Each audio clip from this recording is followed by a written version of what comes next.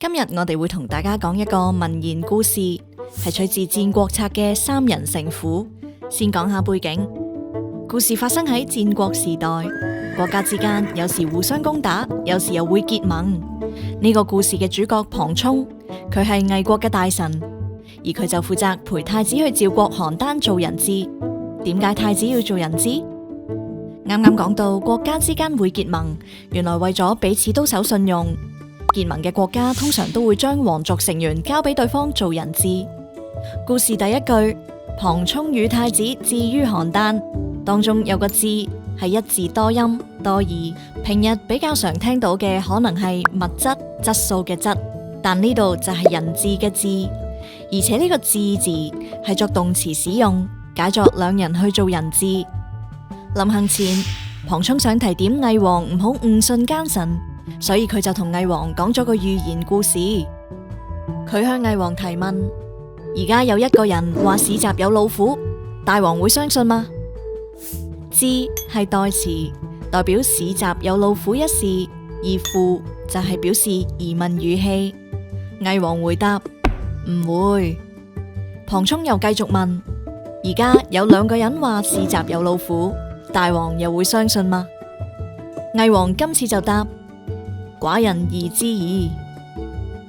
寡人係以前君主嘅自稱，疑可以用配詞方法去理解，配成懷疑、遲疑，可以見到魏王唔係咁肯定啦。龐充再問：有三個人話市集有老虎，魏王又會相信嗎？今次魏王就話會相信。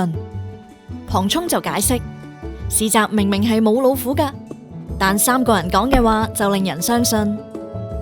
無虎直接表示沒有老虎嘅意思，至於明就係明明，不過次序喺後面，同現今常用語法唔同。呢種倒裝句喺文言文入面好常見。龐充繼續解釋：趙國邯鄲同魏國大梁嘅距離遠過市集同朝廷之間嘅距離，而議論我嘅多過三個人。臣代表龐充，佢喺魏王面前自稱臣。察係明察，知同樣係代詞，喺呢度就代表議論。龐充係希望魏王聽到他人嘅議論時可以明察，辨別是非。魏王話自己會理解。龐充於是向魏王告別。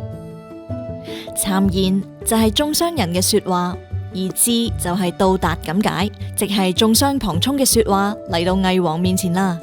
後來太子結束做人質，龐充同太子回國，我哋睇下魏王嘅反應。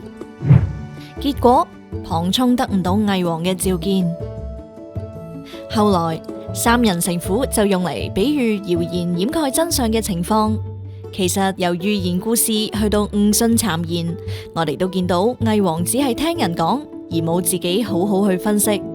但我哋判斷事情嘅真假係需要思考同觀察，唔應該因為好似市集有老虎咁，好多人講就誤以為真。又係一個有趣同有意義嘅民言故事，只要掌握一啲簡單嘅閱讀技巧，就可以好輕鬆咁睇得明㗎喇。